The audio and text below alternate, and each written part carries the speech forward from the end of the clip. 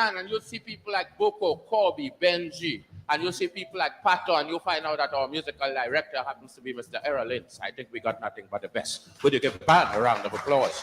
Would you give the band a round of applause? Would you give the band a round? And 4 beautiful sisters doing some beautiful chorus work for us. We call them the Review Angels. Give them a round of applause. Give them a round. Listen, you know what's my biggest problem? My biggest problem is my fans and them. Last year they come knocking down my door. Black Stallion, Black Stallion. I said, well, what happened? They said, listen this. You know all them other singers that sit down and write a little smut now and then. You mean you can't write one for we? I said, all right. I'm going to write this smut for them. I sit down, I take up my pen, and I take up my paper. I start to write my smut. Play the thing, play.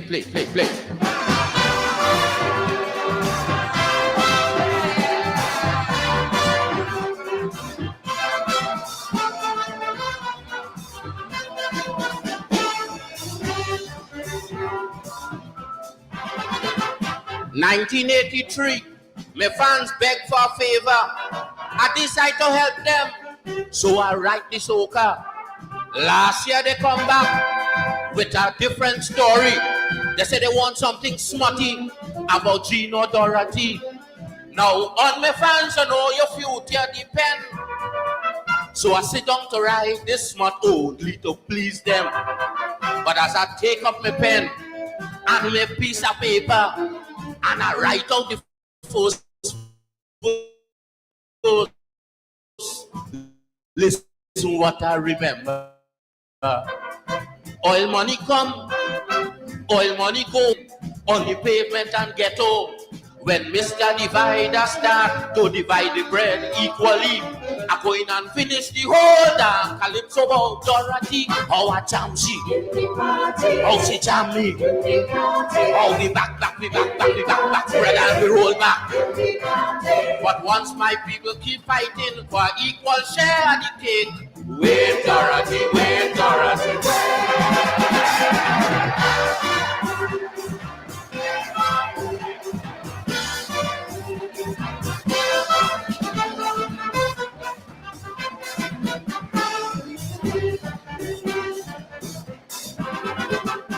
take up the challenge just to prove to the lot.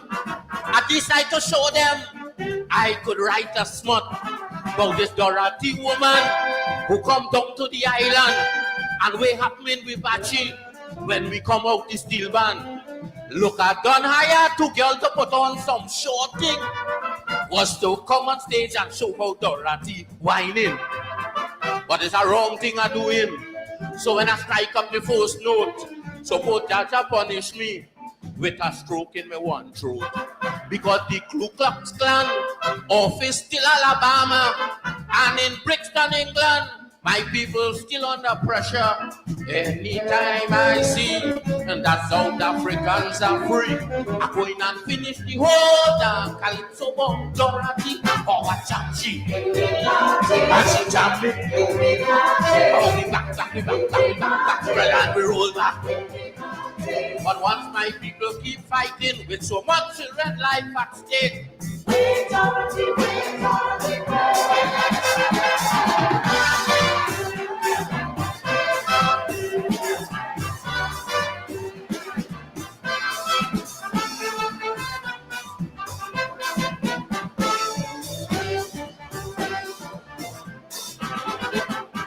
passing to London, and you're sure to hear it. They just call calypso music, rum music. They say all entertainer today using the culture to help the people plan a better future. In this world today of nuclear revolution, the calypso man still singing about rum and woman. But I'm just making sure that when they run in the big mouth, it's the Black Stallion music that they talking about. Because them politicians still can form a federation.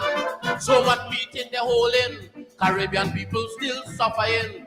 Anytime I see a true West Indian unity, yes, I go in and finish the whole damn Calypso bomb. Dorothy, oh, she jam me. And I jam she.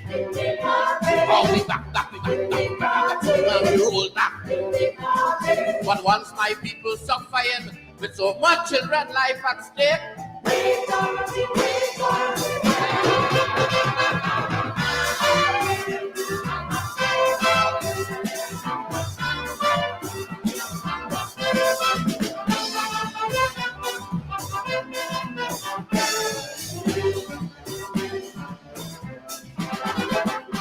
for verse and chorus is too much of lyrics. So sit down and write smart in this moment of crisis. My head saying yes, but my heart saying no. And I just follow my heart when it comes to writing Kaiso. Now to all my fans who want smart, I'm very sorry. But my pleasure does always come second to my duty. And my duty is to make sure that my people life happy. And anytime that thing happens, we go jam down Dorothy. Because so much of famine in Ethiopia, assassination, I say going on in India.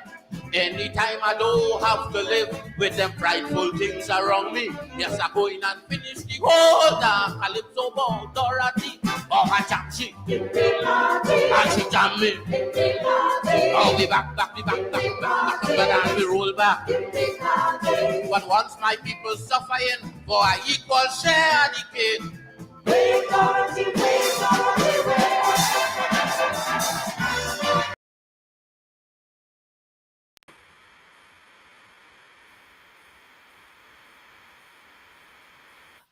the black man himself, Leroy Calise, the Black Stallion. Wait, Dorothy, wait. You know, Dorothy just up with his charting and wind up, and they want Stalin to sing about that. He said, no. Oil money come and oil money go, and poor people still in the ghetto. When Mr. Divider start dividing the bread equally, then I'm going to go and wind up on Dorothy. Until then, wait, Dorothy, wait. The Ku Klux Klan man still in Alabama. Famine in Ethiopia. And you want me to wind up on Dorothy. Until there is racial justice in the world, wait, Dorothy, wait. Democracy under threat in Guyana and other places. And all you want me to talk about Dorothy until the opposition and all of us have an equal place at the table and run the country together. Wait, Dorothy, wait.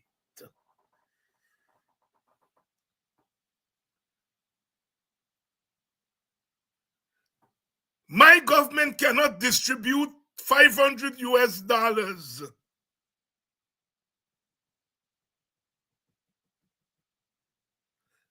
Every day they're coming up with something new. When we tell them they got to go to the National Assembly for the money, Nandal ask if everything we got to legislate. Then they crawl to the National Assembly. And then when they get there, they realize they can't draw out all the money. They say, next year budget. So people aren't going to get the money till after the budget.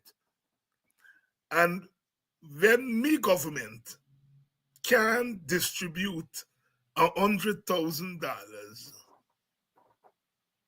you are telling me I must go and wind up with Dorothy? Until our people can get an equal share of the oil revenue windfall. Wait, Dorothy, wait. Wait, Dorothy, wait. All you see what them Suriname's doing? The island coming till 2028, but the Suriname's already put in the people bank account money that coming till 2028. The Suriname is getting a little royalty. They divide it up, put it in an account.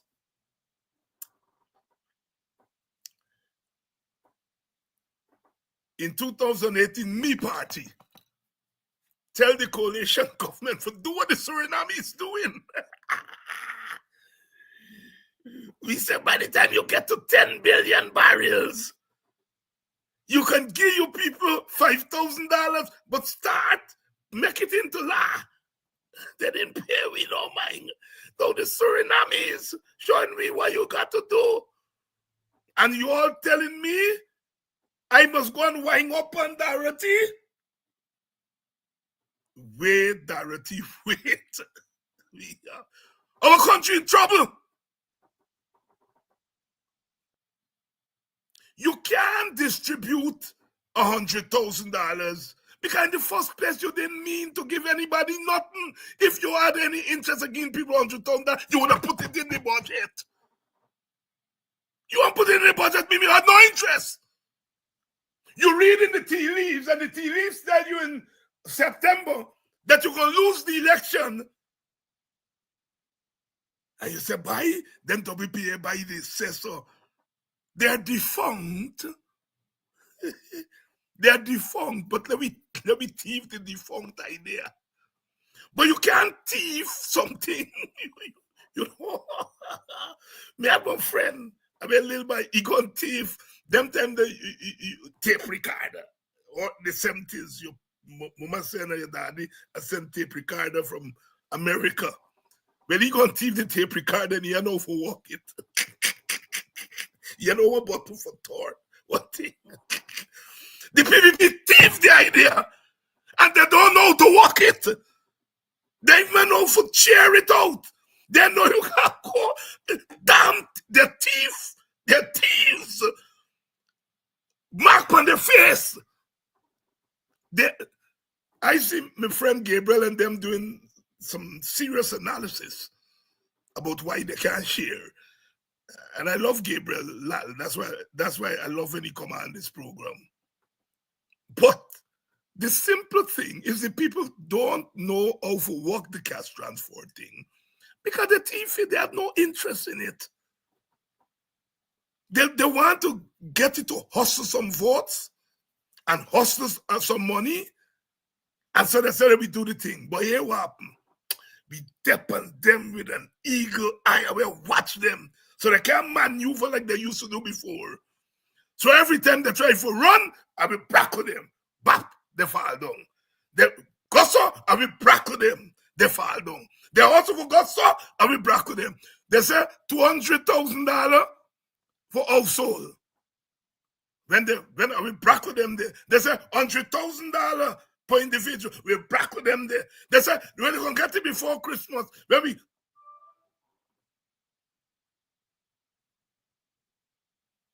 thief man just buy the thing and sell them quick because your thief stereo, you don't know how to work the stereo, it's no good to you. And that is what we are up against. A set of rascals who don't know nothing about nothing. Good evening to you all and welcome to Politics 101.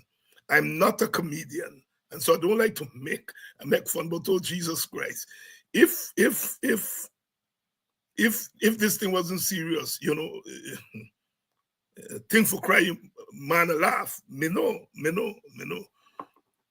We understand that they're sending out an SOS call for Professor Thomas.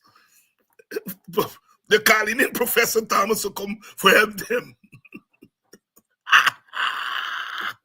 Well, we are patriots in the WPA, defunct WPA. We are patriots and we are willing to help. So we say, if you all call me the right way, and we go come. But you see, talk off, left off. Good evening and welcome to Politics 101. We're in the month of December. It's Christmas month, a season of goodwill. Christ was born on Christmas Day, and his coming was a breath of fresh air to the world. Oh, Jesus Christ. Oh, Jesus Christ. Help us in Guyana. Help us. We were hoping to celebrate your birthday, Jesus, with a little $100,000, a little small piece. But it ain't happening because the people who run in the country ungodly. Ungodly. And they get God. They're born with God, but they throw away God. Because God not like ugly. God not, and they ugly bad. God not like ugly. Good evening. Welcome to Politics 101. I am not a comedian. I am a humble little boy from Buxton who happen to have had some opportunities, and I am using those limited opportunities.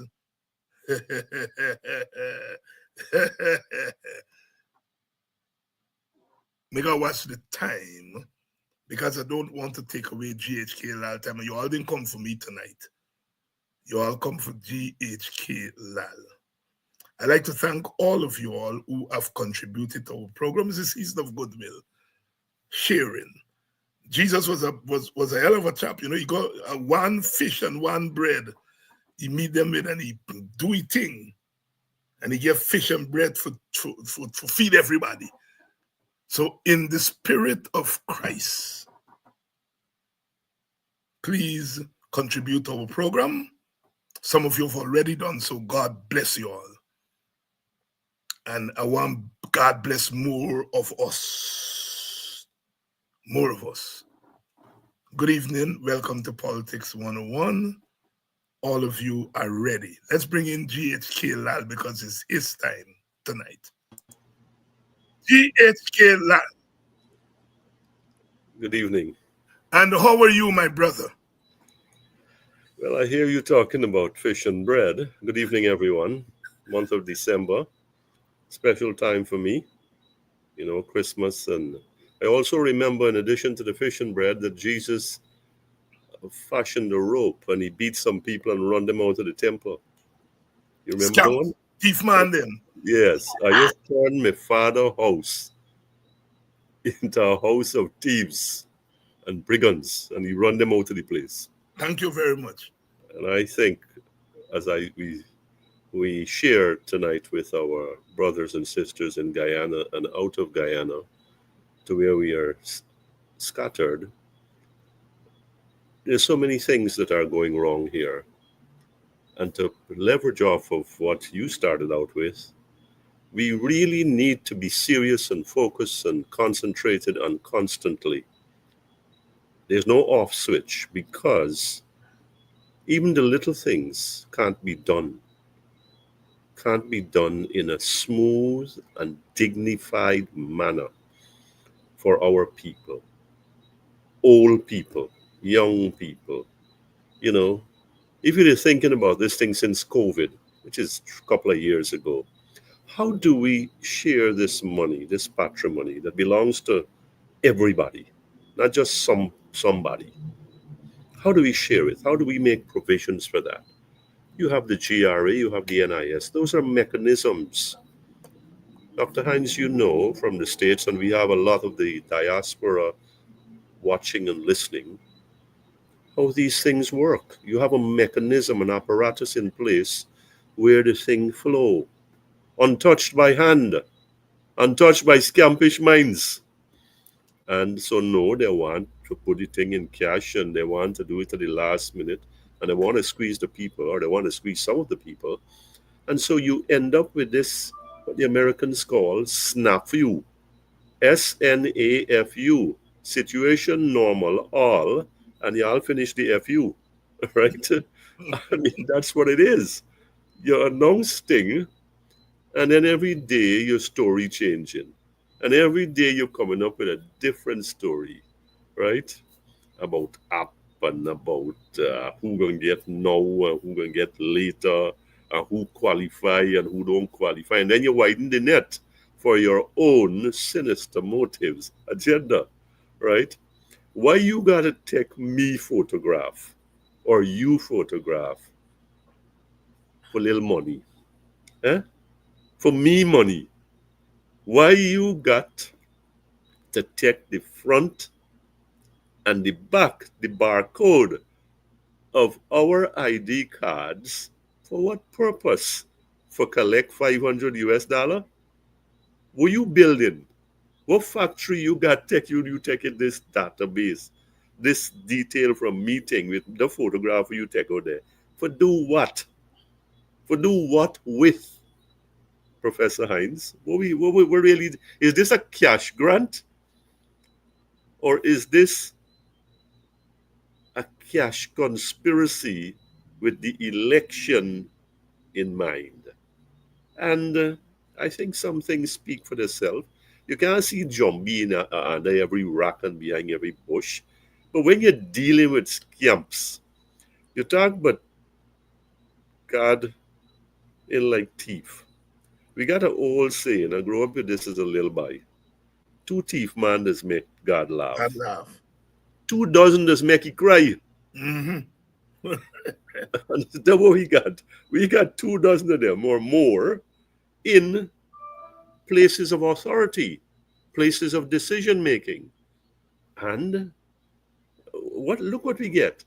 We can't wrap our arms around this thing and say, look, we have some wise men, Christmas, but we got all these Herods, all these Herod Antipas is where Jesus there, is where the light there. And that is what we have here. These chaps here, every time I said to people, every time I write this, when they sit down and think about a policy or something that they've got to share, the first thing they think about it is how much they're in there for we. Yeah. Yeah. How much they're in there for we, or how can we use this program, whether it is this caring, this sharing, this money, the provision, what is in it that we can exploit and extract for ourselves? And wherever left for the people, left for the people. And then we make a big speech about it. And these people ain't stupid. You can tell me men who got doctor behind the name and doctor after the name, they may know what they're doing. They blasted well know what they're doing. They very well know what they are doing, ladies and gentlemen, listening to this program and any school-age children. These are the people that we don't want to, I don't want to have anything to do with them. I feel stained just by talking about them. I feel like I'm doing myself so wrong by writing about them. But we have to, because this is what our society demands if we're going to have any form of equity. We can't be frivolous. We got to laugh sometime. Because I'll tell you one thing, I'm not going to allow these guys to drive me crazy. I come here, I just tell people, I come back to Guyana for sheer stress, right? Me come for tech stress, and there's right there. And so, we're in December. People should have been sitting back, leaning back and say, look, it's 100,000. It boiled down to 100. It's better than nothing. And you know what? At least I could look forward to the holiday. I could buy a little chicken. I could put aside a 10. I could call the neighbor over and get a little piece of black cake and a little ginger beer. I could celebrate Kwanzaa. I could get ready for the new year. No splash, no splurge. But we're dealing with a real cluster situation here where everything seems to implode. And now they're running, you got registration sites here. You've got registration sites there. I see opposition MP, correct me here, I think it's Miss Ferguson, who said, why y'all don't, the people got to collect the pension book. It started yesterday. Yesterday. Give the old people, run them through the registration process at the same time. At the same time, yes. Right? I hear today some people go and they run them through the process. At least they listen. but it came out of an opposition member's mind, and the good thing, it has been followed by somebody. I tell you that in October they said, or early November they said, public servants and pensioners are part of the system. They're already in the system. In fact, they're a captive audience. Sure. So why they got to go and register again? Mhm.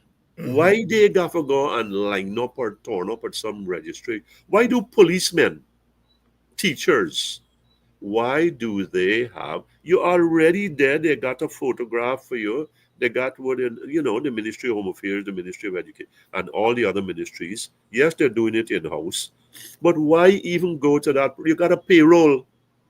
You got a payroll. You got all the names and tins before somebody could get paid, before they could come on board. I mean, I was a public servant for a couple of years, way back, and so that system has to be enhanced. So you know the people. You know the people. But this thing about the photograph, and now I understand from people who actually went, and they're taking the photograph of the front, and then they turn around and take the back. They're scanning, they're absorbing the information in the barcode. And that is ominous. You can't let go the census figure. But look, there's a confluence of developments here. There's a combination of things that are coming to head at the same time. Elections, they're around the corner. You got the census done a good while now back. I think it's 2 years, and you can, for the life of you, come out and say, "Look, this is the number," because you're frightened, and the number tell the story.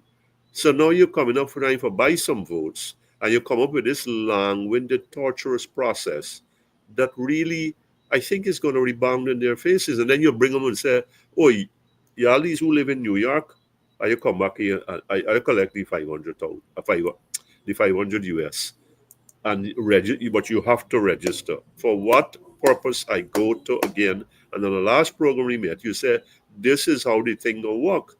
And now this registration here and the actual elements of the registration is ringing in my head and say, this not good story. There's something wrong. This not go right here.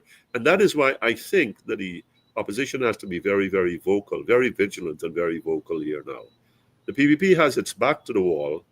It is cornered, and it is not going to stop at any one measure. GSK, now you've touched on the opposition, and we can bounce back and forth because there are a couple of the things I want us to talk about this cash grant. But you've mentioned the opposition, all right? You yourself have been writing in recent times about the condition of the opposition parties, mainly the AFC and the PNC. There are some of us who are still opposition parties, but we understand that those are the two that your analysts tend to focus on. And then today, the TUC at a press conference said the opposition is not militant enough.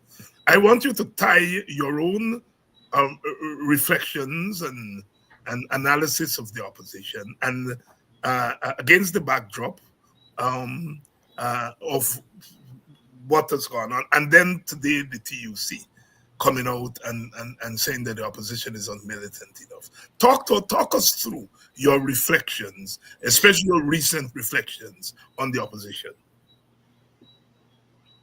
I agree fully with the TUC, and I think that people like me shouldn't have been saying it earlier. The TUC should have been there. It's good that they've said it now. For a democracy to work, for a democracy to be vibrant, you need an opposition that holds the government's feet to the fire.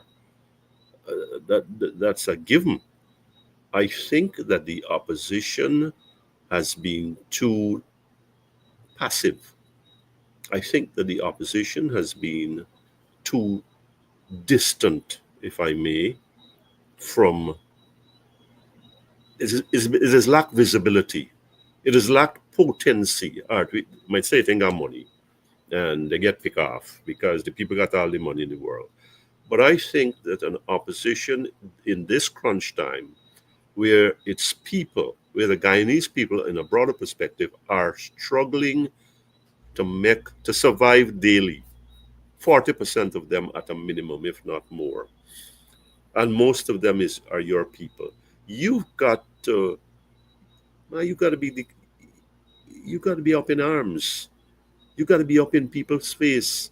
You got to be flooding the media. You got to mainstream, and I don't know about social media. You got to be using the tools that are in use right now to get your messages across, and to pound at the government relentlessly using a combination of truth, thoroughness, temperateness, and thoughtfulness. You've got to be wise about this. I mean, everybody wants to go after Exxon. I think they should leave that to me. And the fact is, the opposition, we, I think its supporters has to hear its voice more, because when the supporters hear its voice, then the government hears its voice, whether it wants to or not. I would say something on this ear that really hurts me to say, but I've got to say it. When I mention certain names in the opposition people start cuss. They start cuss. Don't mention them names to me. I say, but this is the reality. This is the story. This is what is there. And this is what has to be worked with. The people are irate. These are not PPP people. So I think that the circumstances are ripe. People are dispirited. People are frustrated because they see their wealth being shared, and they're being overlooked and bypassed. And they're saying enough is enough, and this has gone on for too long. And I agree with that. The government has made no bones about reaching out into the broader Guyana. It talks about one Guyana, into the broader Guyana, and say, we are one. We are truly one. And this is how this thing is going to work. This is how these programs, there's not this big skew towards sugar, and whole sets of communities are abandoned to their own devices. So when the TUC, which has labor as it's calling, can come out in December, early December, and say the opposition needs to be more militant. Depends on how you define militant. I agree with it. It depends on how you define militant. There are shades of militancy. Do you start low and do you escalate? Whatever you do, you must be able to control that militancy. You must not let your opponent dictate it for you. You and here's this: haves and have-nots, who are in the majority, almost exclusively the have-nots. We started out with Black Stalin. We can't talk about, I don't even want to talk about cricket and football. I'm a big NFL guy, a big college football guy. Cricket has kind of faded with me when the West Indies started to fade.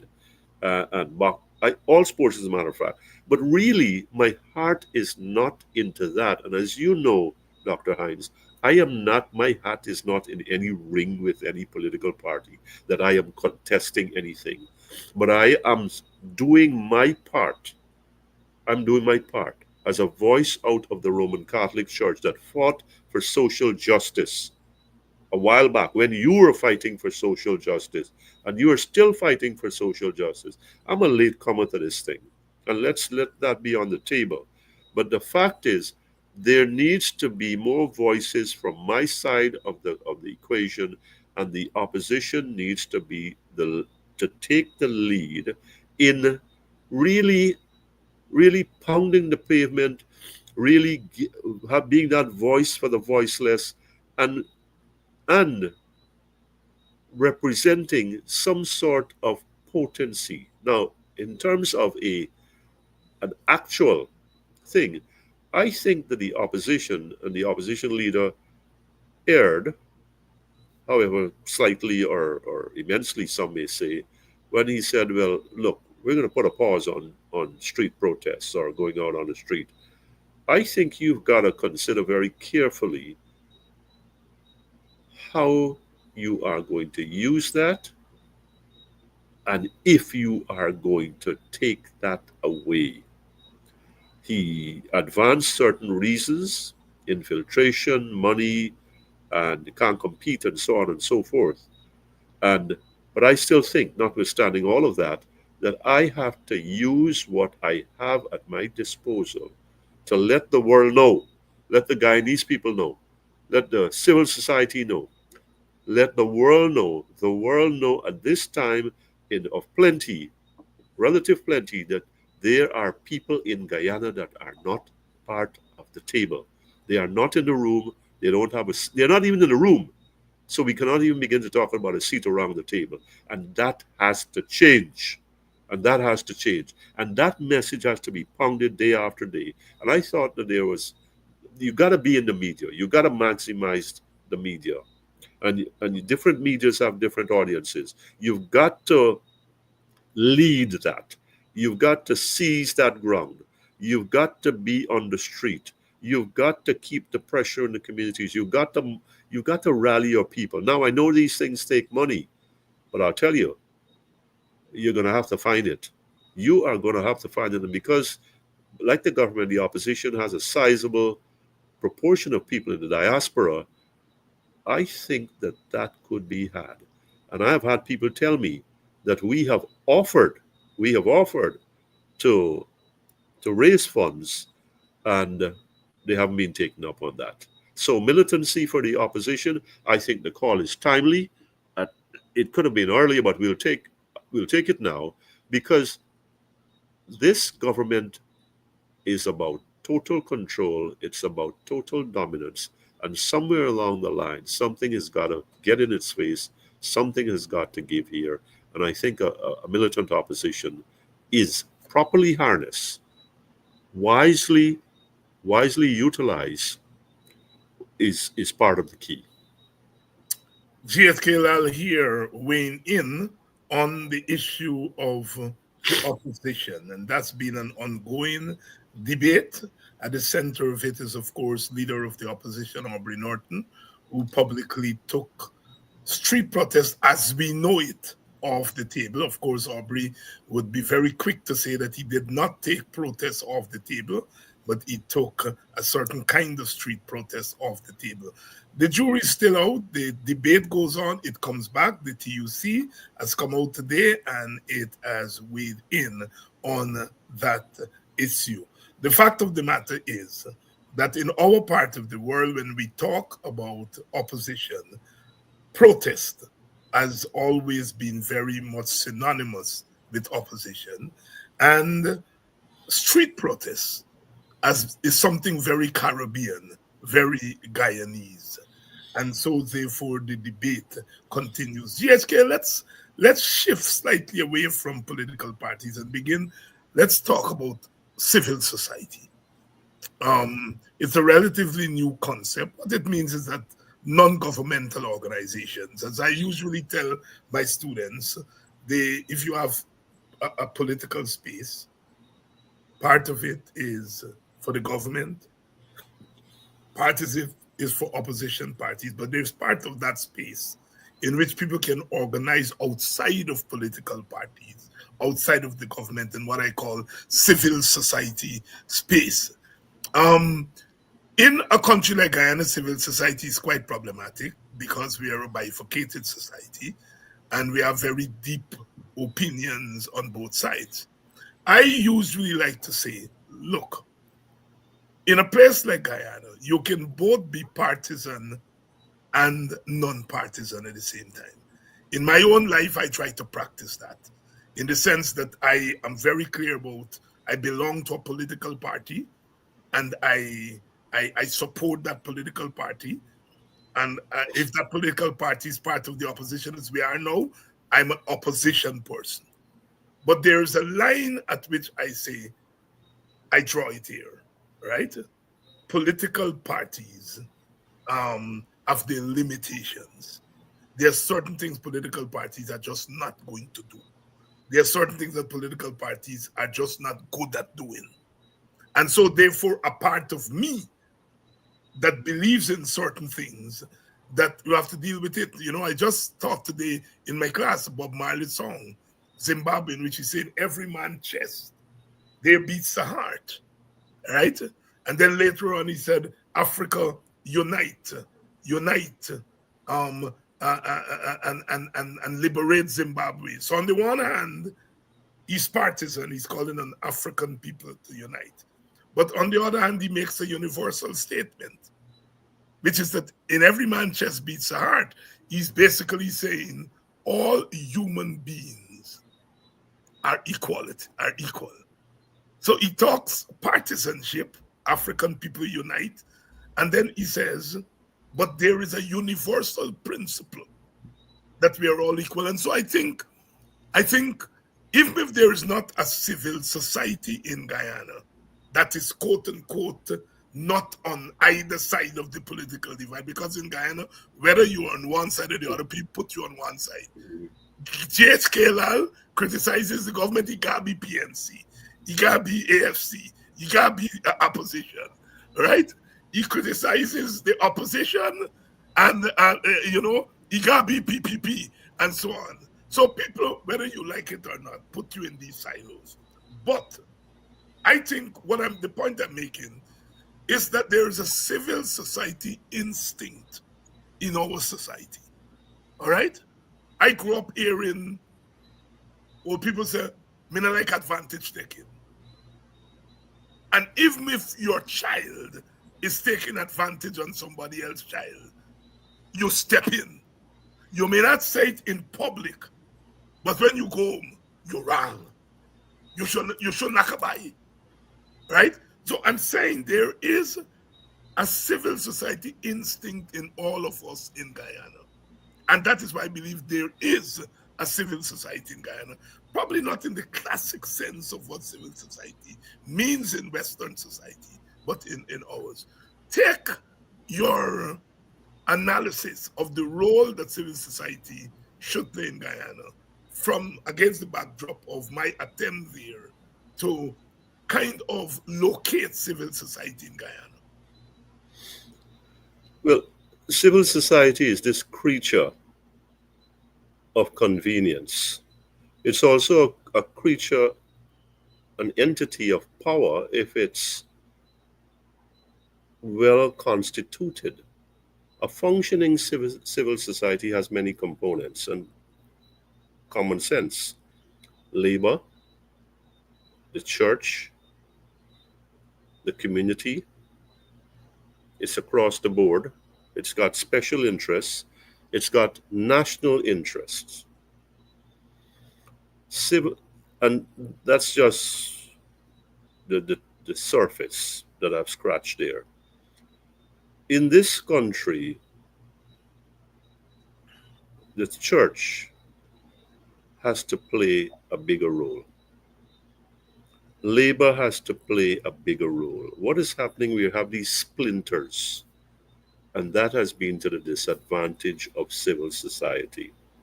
The media, you use the word bifurcated, which infers, which means two. It's multi-segmented. It's multi-segmented because money is there to steer people this way, and you've got fewer and fewer left that can be called professional and independent and neutral and all of that business. Civil society has to have a vision of what it wants for the civil space in which it operates. It has to have a vision of the kind of society. You mention that even when it's our own child. I think we have that streak within us. We all do, whether it's a PPP man, PNC, with the worst of us, the best of us. You have that streak in you, and I call it conscience. You call it a basis, a standard. I don't like textbooks. I've read too many textbooks in my life, too many theories and concepts. What does real life teach us? What does our life teach us? The experiences we have had, good and bad. And how do we rise above those? And that is where a civil society comes in. It looks at the government, it looks at the opposition, and it looks at the broader society away from the partisanship, ideally, and says, this is what we want. This is what we aspire to for all Guyanese. We are not joining the political fray. We are not necessarily above it, but we are certainly close enough to it to, to have a contribution that should count. That should count. And I think, given a society as, shall we say, razor thin, razor sharp, and deadlocked as Guyana, and as deadlocked, I didn't use the word polarized, as deadlocked as Guyana, civil society should not be the group or those John the Baptist type of people, those isolated voices that get crushed by both sides. You're a PPP man, you're a PNC man, because at one time or the other, you are saying something that earns their disfavor, that makes you disreputable in their eyes. Civil society has to be fearless. Civil society has to be conscientious.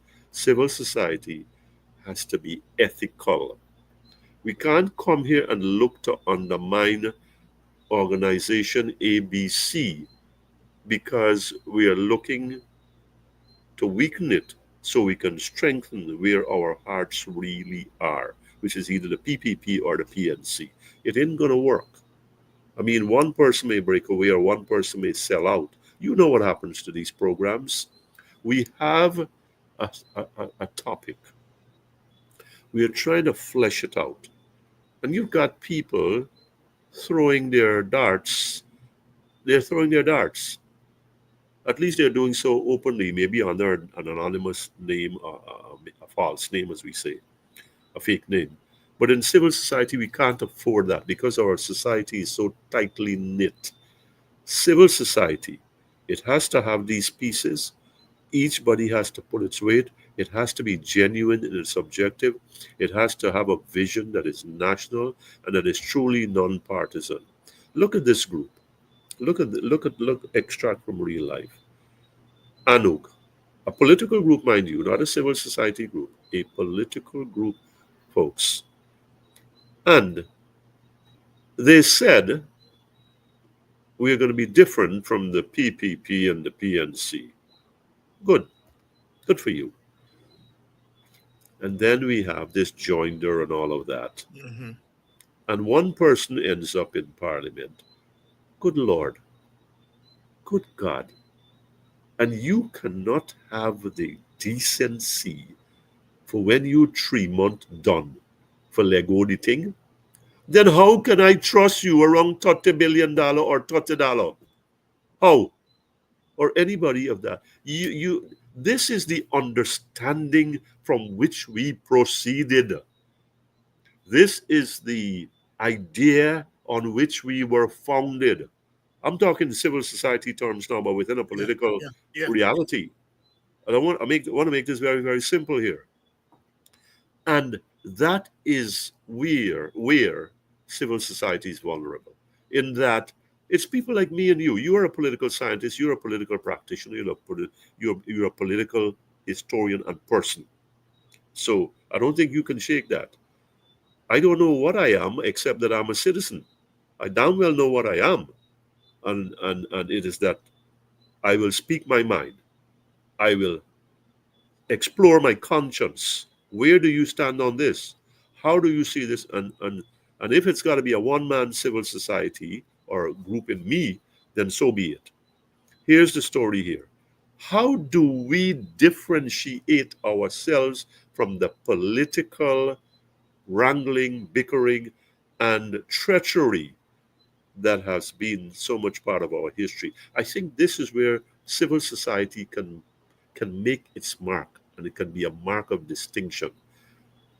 Church, labor, media, community. I'm missing some pieces here, and it's not coming to me. It's not flowing as I would like. Academia, the professional organization. Yes, Let me say this to you. You know this. Your life has been in academia. I've spent 11 years in higher education. Here's my story. Where is the vibrancy in our student body in this country? There you go. There you go. Civil society. Come on. Yeah. Yeah. This is where the energy is, because there's the youthful blood there.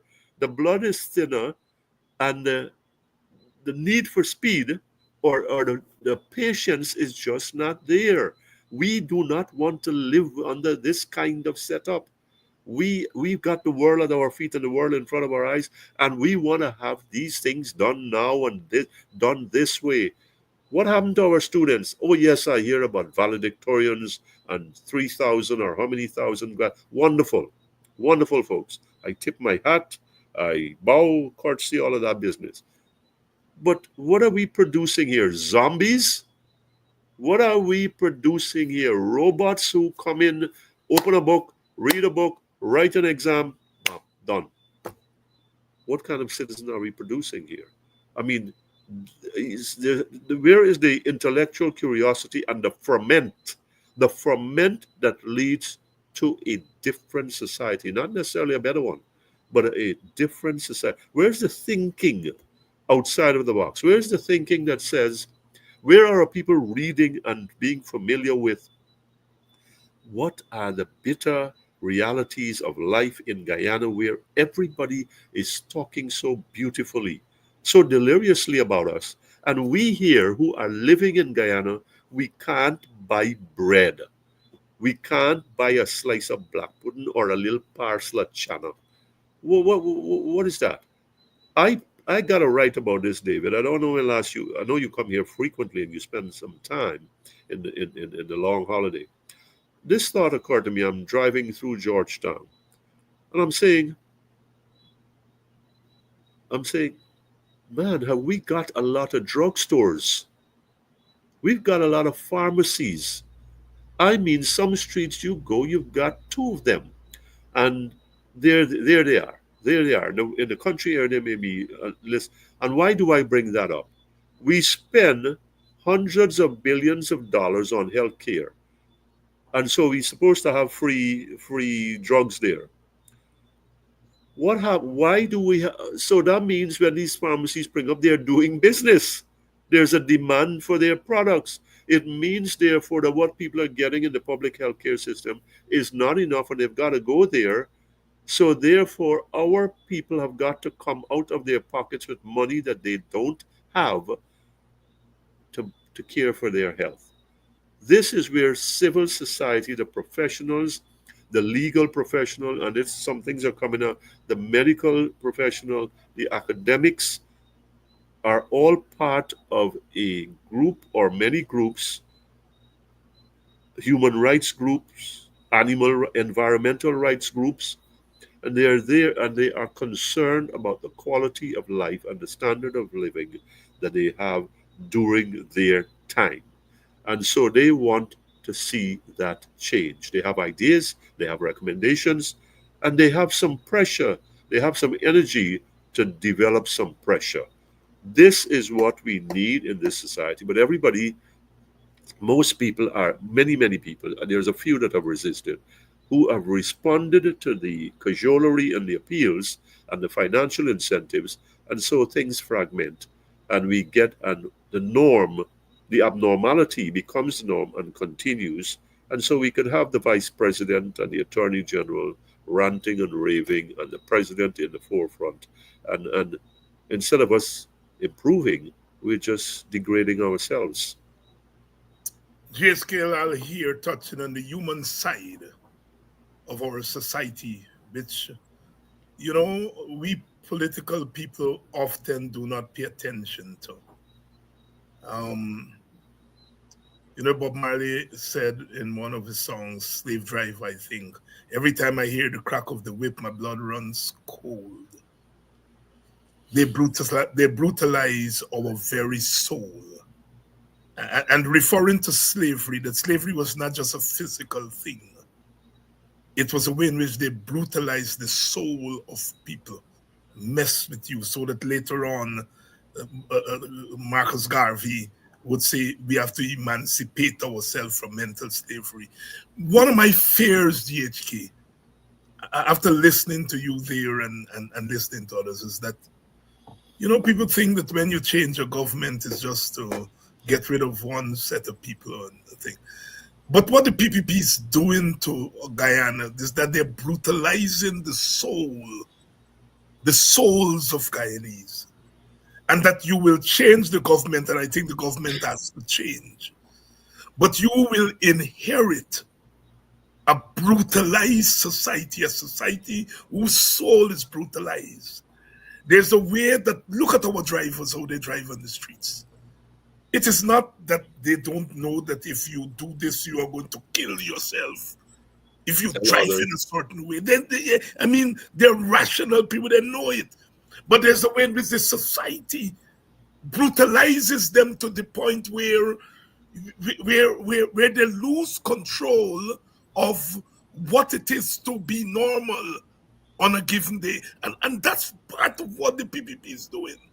You know, one of the reasons I get angry at some people who talk about crossover votes and the PPP is doing this.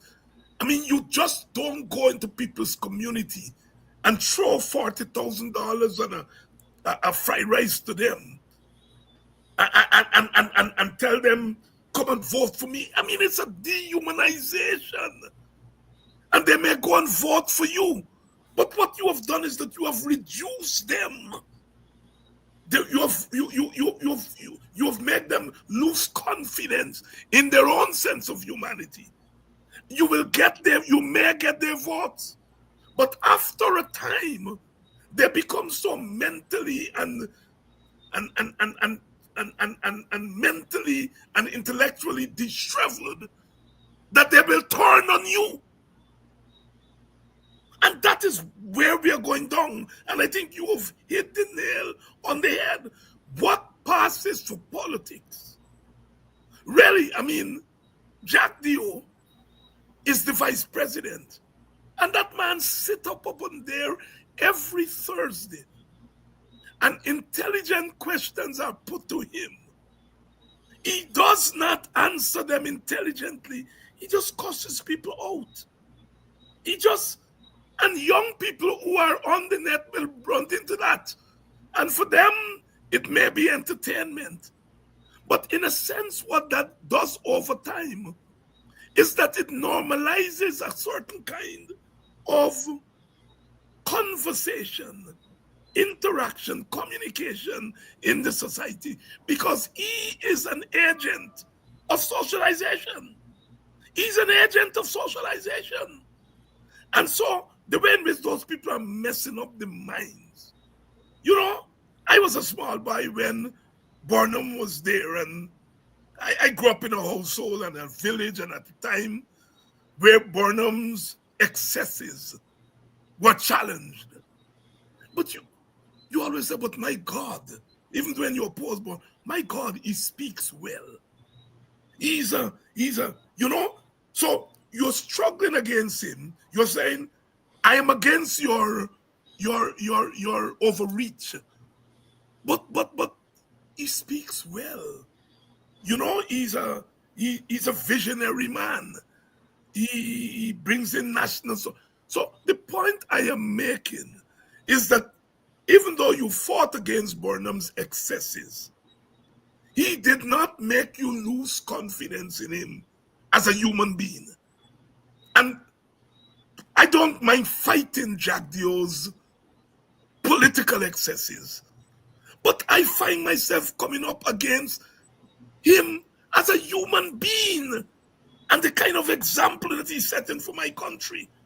You know, I think it's unparalleled in our history. Unparalleled. That man is destroying the soul of our country. And he's not alone because he's part of a government. You know, and the way in which East Indians are forced to excuse it. And Africans are forced against their will to embrace it. And Amerindians. And so he ends up screwing up the soul of all of us. GHK Lall. Well, when you beat up on a people and they realize or accept their impotency, their powerlessness, they then beat up on one another. And the monster that you have created in time, maybe not that time, is going to fester and undermine that society. Yes, And your time will come. that's right. I have looked, well, I don't really look at him, but every now and again I'm compelled by circumstances to look at some snippets. And I'm saying, forget about Vice President Dr. Hines. I am saying this is a former head of state. State. This is not the head of the Chamber of Commerce. This is not the head of some club, some prestigious club. This is a former head of state, and in actual fact, still a head of state. Still a head of state, but we'll not go into that. I think that adds a little flavor to our conversation and where I'm going. As he goes, his people goes. That's it. That's it. That's it. His people goes, and so we have close to two-fifths of a society that are drawn against their will into a cauldron, into a pressure cooker that they themselves are powerless to resist or cannot summon the will to resist, right? People tell me, you're knocking your head against a wall. I said, well, then it's either the wall gonna give or me head gonna give, Mhm, right? mhm, But mhm. I believe I'm here for a purpose and I have to fulfill the will of God, right? And I got my own destiny. We all have ours. That's my belief. And whatever that is, let it be, O Lord, but let me do it well. So here's the story. I would like for our brother, this may make some people cringe, and I am not preaching here. I'm being real. I'd like for our brother, Dr. Irfan Ali, Dr. Bharat Jagdeo, to develop an instinct to listen to blank out all the noise, all the political fervor, frenzy, and ask themselves, this Guyana over which you preside, what are you doing to it? How are you going about managing it? Forget about cash grant and all the other things for a moment. For a moment, what example am I setting for the people when I shout at others, when I berate others, when I go around questions and dissemble? I mean, politics is dissembling and dissemble so as to evade. What example am I setting for the students at the University of Guyana, for young public servants, that it is okay for this to be? Is he unconsciously or consciously desensitizing the Guyanese population to the point where it becomes numb? It becomes so jaded that they accept the abnormal as the norm. And then they embrace that. And so that obscenity is perpetuated. Look at our society. I'm glad you mentioned about roads. I put that in the cash grant. And I said maybe Dr. Singh, helicopters from home to work. Yeah. But he should familiarize himself, drive to work, and see what goes on our roads. Roads. Yeah. This is our civilization. This is an emblem of our civilization. If we treat each other on the roads like that, then what does that say about us as civilized people, as spiritual people, as people who are the most talked about in the world presently for Yeah. the last two, Yeah. 3, 4, 5 years?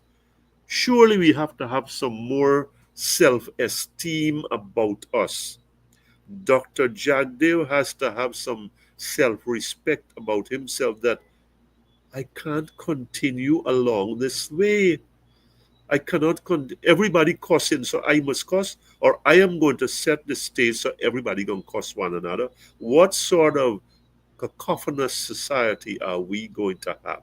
Are we going to be a nation of men or a nation of mobs?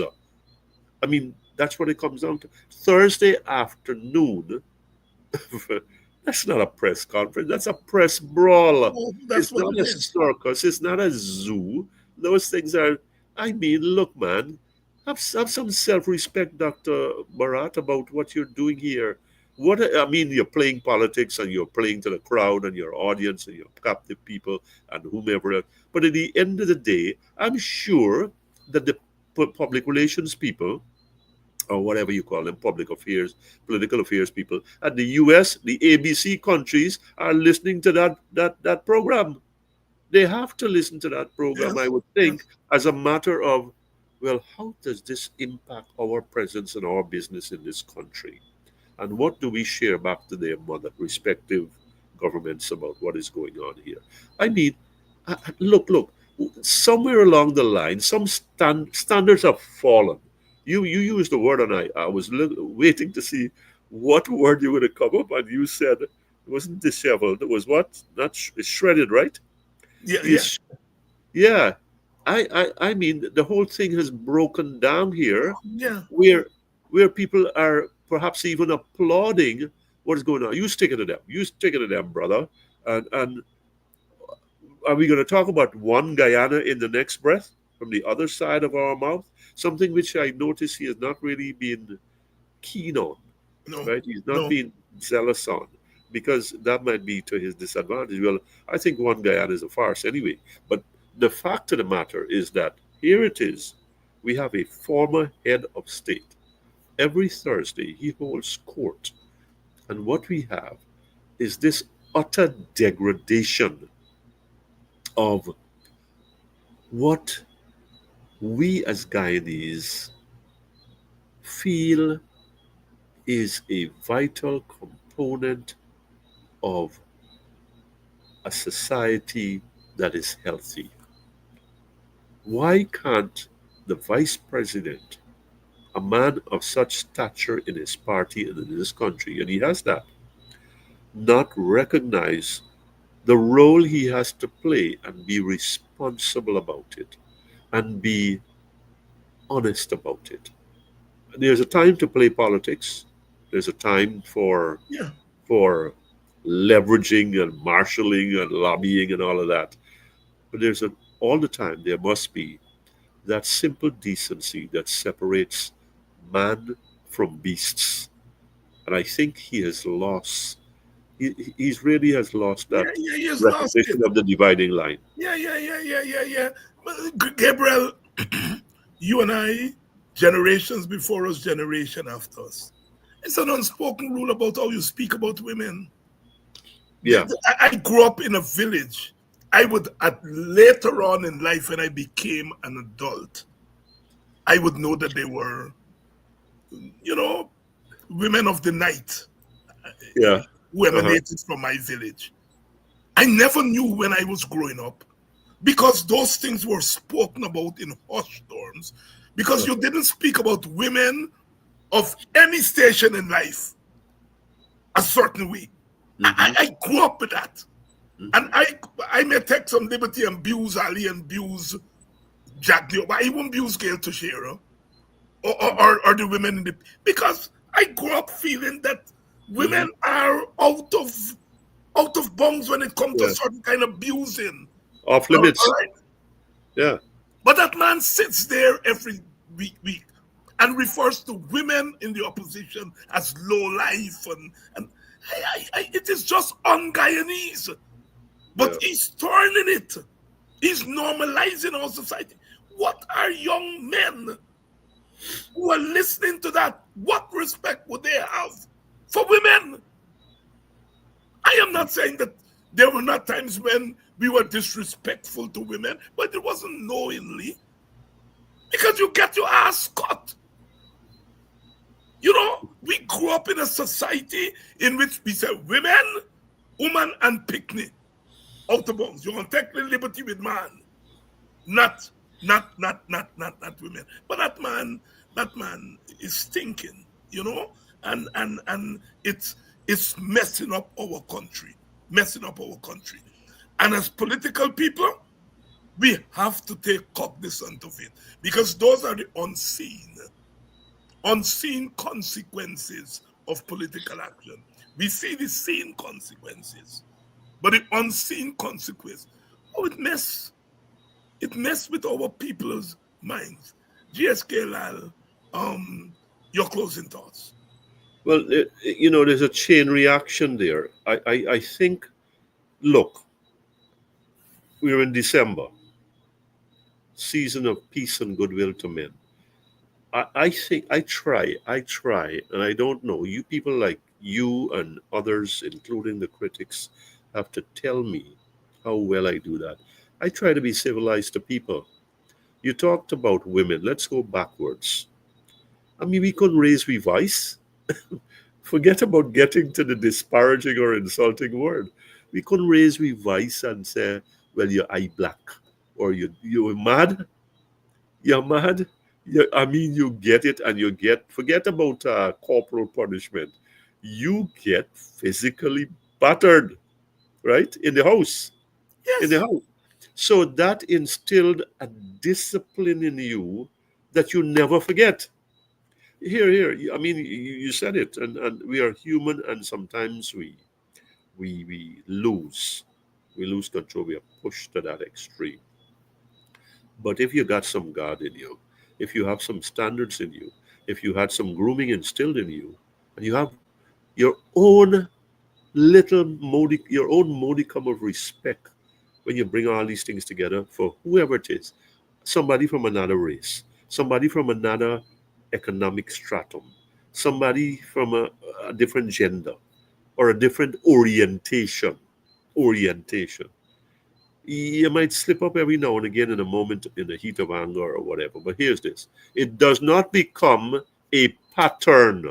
That's it. It does not become a characteristic, right?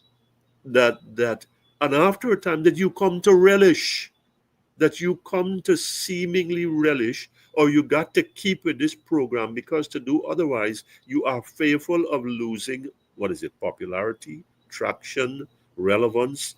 I don't know. If I've got to depend, Dr. Hines, and to you, my fellow Guyanese, on being malevolent or being polemical, then you might as well go and read books or write books or retire to some island and ponder the facts of life or something.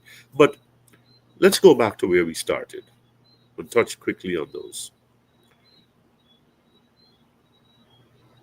The Trade Union Congress said the opposition should be more militant. I think it should pay heed. I think that is a timely call. I think that is a vitally necessary attribute presence that we need in this country under very, very controlled circumstances. I think it is doable.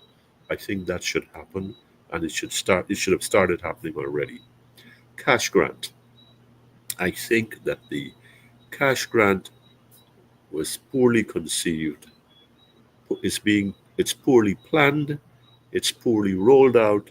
Every day, today alone, people send me about 4 or 5 messages about here and there and wherever and whatever, and it's being executed. The reports are coming in, and I'll sift through that for another time or another avenue somewhere. Now, one more thing I want to say before I go, and I'll cut it short. The opposition made a call or said that there should be involvement in procurement and state boards. And let's talk just procurement. Procurement is hundreds of billions of dollars out of our budget. Hundreds of billions of dollars. It started at 1.146 and it ended up at 1.271 trillion dollars. The bulk of it, over 50%, is for procurement of one kind of business or the other. Here's this. The thing is riddled riddled with corruption. It starts at the tender board, it goes the oversight boards, national, regional. It's a public secret. It's who's locked out, who's favored, who's paid back, who kicks back, and so on and so forth. I think that an opposition presence is that eyes and ears, that balancing force that says, let us have that. So we now cannot just only talk that people making up story. We can say that it's happening right, and that it's being stopped right there from happening.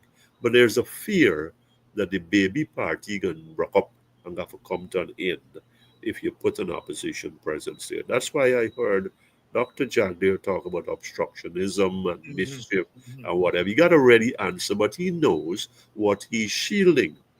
I think if you really want a better Guyana, if you want some level of honesty, you're not going to write about corruption, some level of honesty in procurement, which is the biggest segment fraction of your budget, you've got to have civil society and opposition presence to maybe not, as the man said, the executive member, I think is Mr. Mahi Paul, one or two.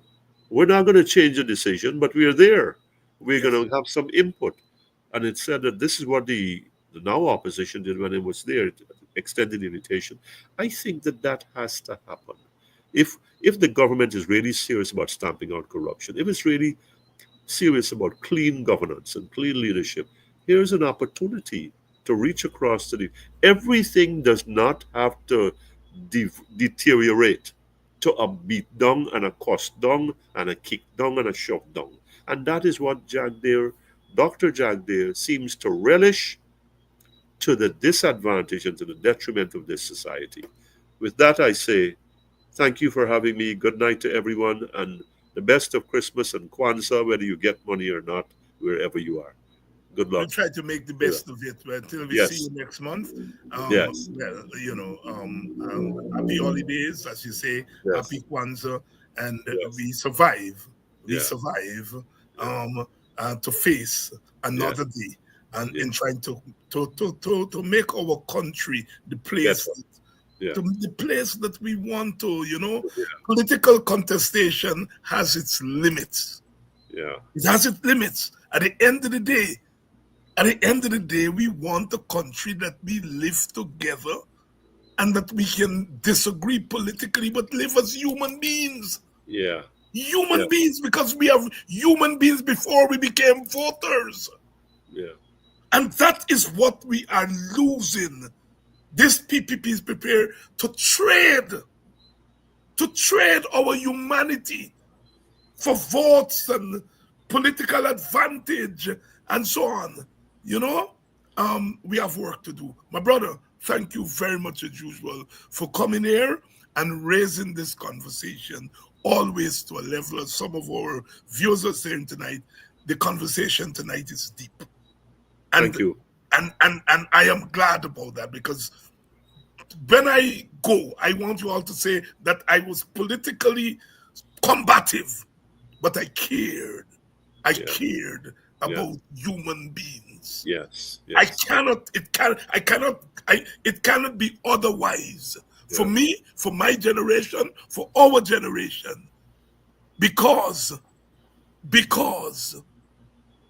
Professor Nettleford said, all we have is ourselves. Yes.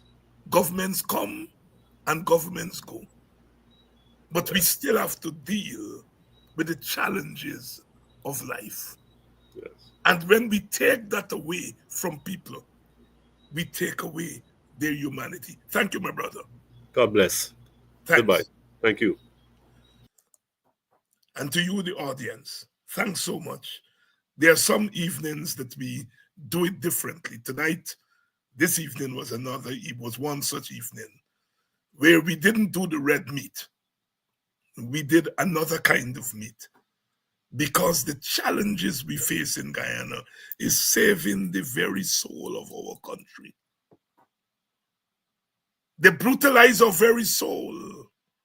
And every time I hear the crack of the whip, my blood runs cold. Oh my God. We're a prisoner of starvation, prisoner of illiteracy. And we have to break out of that prison. So our struggle is to remove a government, but it's also to remove the curse that these people have put on our country. At the end of the day, I want to live in a country of people with conscience, driven by their conscience, not driven by political expediency, driven by your conscience. They can curse me every day and say that I love black people, and I do. But the day black people put their hands on Indian people or Amerindian people, apart with you all. I love black people. I love what is wonderful about blackness. But the PPP is trying to turn our beauty into an ugliness. And that is why I'm fighting, standing at the gate every day and saying, not black people, not black people, not black people. We have been through too much for these people to come now and to corrupt us, to use the young people language. And even though some of you want to be corrupt, you all want to play the game, I think we have to stand at the gate and say, no, I am jealous of black dignity. And I would not let Jack Dion them come in and to mess up black people, which is what they are after. Because when they mess up black people and they're gone, it's we in the black community who have to deal with the shit and clean it up. In the abundance of water, the fool is thirsty. Robert, Nestor, Marley, I love you all unconditionally, but not uncritically. We aim to be good citizens. Good citizens. Good citizens. Every man got a right to decide his own destiny. And in this judgment day, there's no partiality. Until tomorrow night, we're going to be doing it again. And we're keeping it real. Real. Because I don't want my people to be tricked by mercenaries. Brother, you're right. You're so right. I don't want my people to be tricked by mercenaries. I don't want my people to be contrary. Until tomorrow night.